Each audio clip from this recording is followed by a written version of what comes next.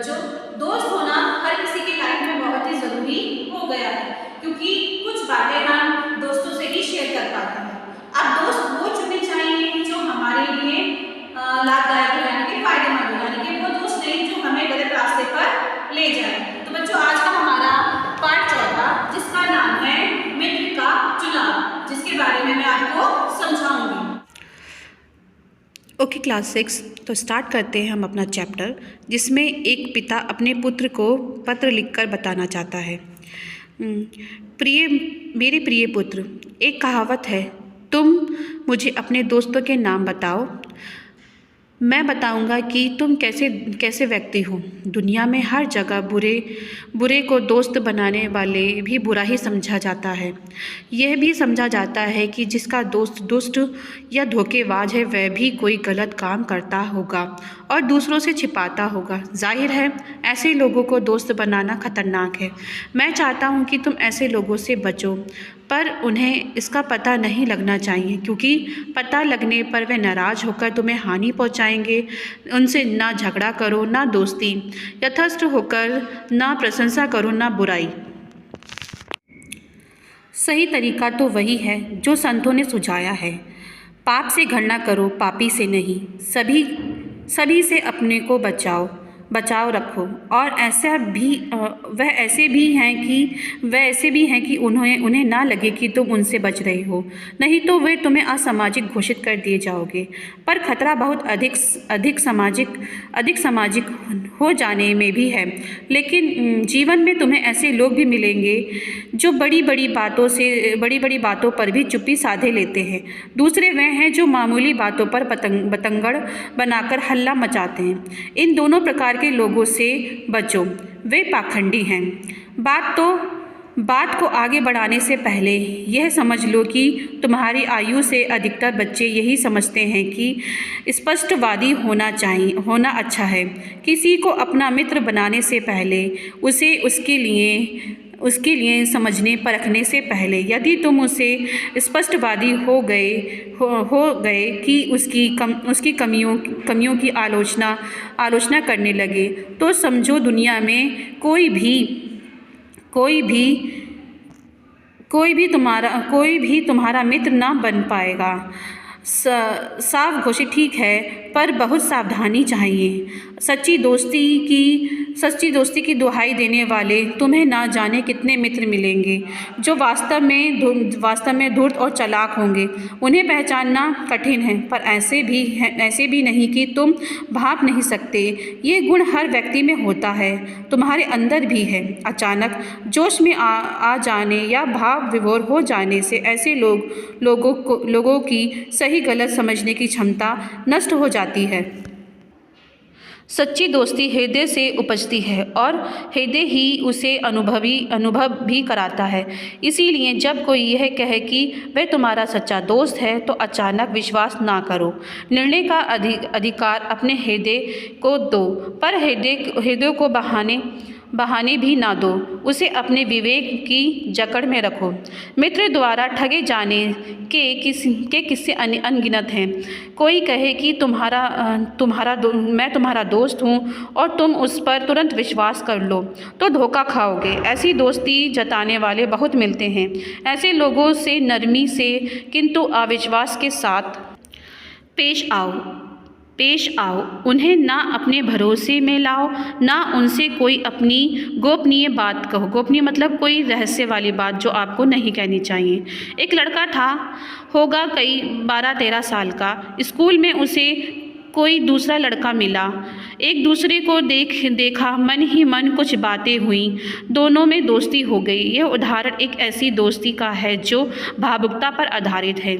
ऐसी दोस्ती सच्ची नहीं होती, क्षणभंगुर होती है, जो पल भर में नष्ट हो जाती है। पहली नज़र में ही दोस्त हो जाने वाली बात को बकवास समझो। पहली नज़र क्या, जान पहचान कुछ आगे भी बढ़ जाए तो भी दोस्ती नहीं होती। सच्ची दोस्ती तो धीरे धीरे बढ़ती है, पेड़ की जड़ की गहराई जैसी, जो बढ़ जाए तो भी दोस्ती जो बढ़कर फैल जाती है। वह झरने की तरह नहीं होती कि अचानक फूट जाए और कहीं आगे जाकर विलीन हो जाए। एक प्रकार की दोस्ती और भी होती है। एक ही तरह के काम और एक ही तरह की दिलचस्पी रखने वालों के बीच ऐसी दोस्ती में शुरू में जो तकलीफ़ नरमी होती है, ऐसी दोस्ती में शुरू में काफ़ी नरमी होती है, पर धीरे धीरे वह ठंडी पड़ जाती है, जैसे चोर, ठगों और बदमाशों के बीच की दोस्ती। काम पूरा हुआ और एक दूसरे के जानी दुश्मन बन बैठे। ऐसी दोस्ती को दोस्ती नहीं, नैतिकता के खिलाफ षड्यंत्र समझो। यह दोस्ती नहीं, दंडनीय अपराध है। ऐसे मित्रों की टोली नहीं, बदमाशों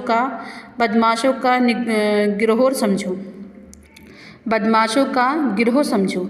याद रखो कि किसी खास वजह के साथ हो जाने वाले लोग मित्र नहीं, थोड़ी देर के साथी होते हैं। इस प्रकार अंतर को समझो, वरना किसी स्वार्थी को मित्र बनाकर कभी धोखा भी खा सकते हो।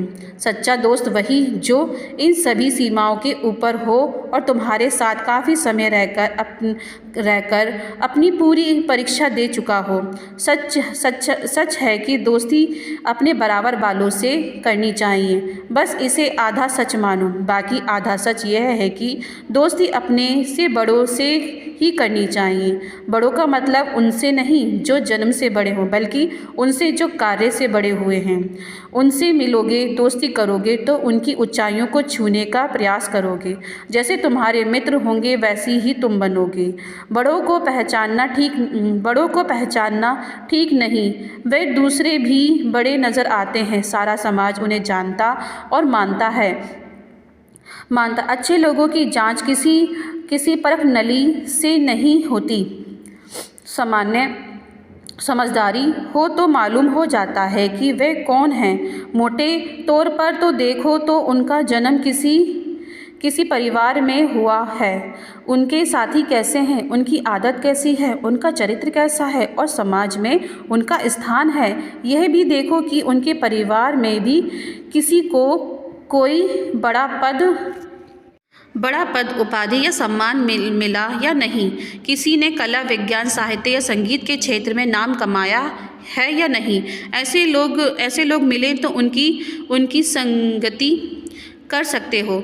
पर याद रखो, आज संसार में अनेक ऐसे लोग भी हैं जो बहुत खराब होते हुए भी चापलूसी और ढिठाई के बल पर अच्छे लोगों में घुसे हुए हैं। अक्सर उनके परिवार में किसी बड़े आदमी की छत्र छाया भी होती है। राजनीति के क्षेत्र में उनमें आज यह बहुत हो रहा है।